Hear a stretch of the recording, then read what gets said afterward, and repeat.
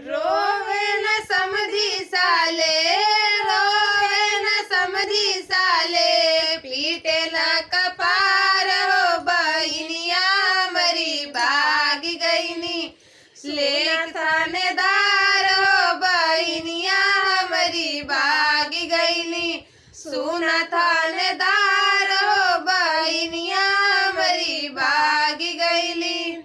हसन हमरे पापा, हसन हमारे पापा, खोसी मुँह पान हो बहिनिया तुहरी भागी गईनी। ले के सोनार हो बहिनिया तुहरी भागी गईनी।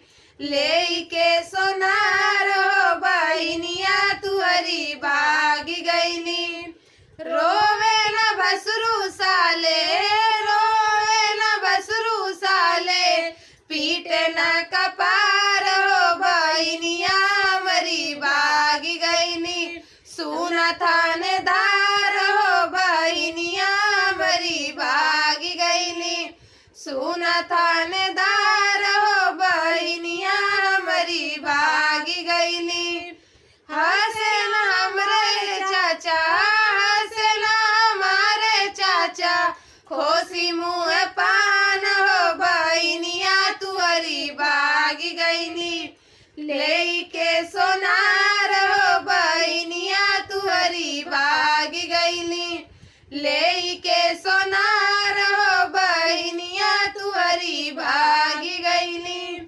रोवे न देवरू साले, रोवे न देवरू साले, पीटे न कपार हो बहिनिया मरी भागी गईनी। ले थानेदार हो बहिनिया मरी भागी गईली। सुना थानेदार हो बहिनिया मरी भागी गईनी। हसना हमारे भैया, हसना हमारे भैया, खोसी मुँह पान हो बहिनिया तुहरी भागी गईली। ले के सोनार हो बहिनिया तुहरी भागी गईली। ले के आज कर सोनार हो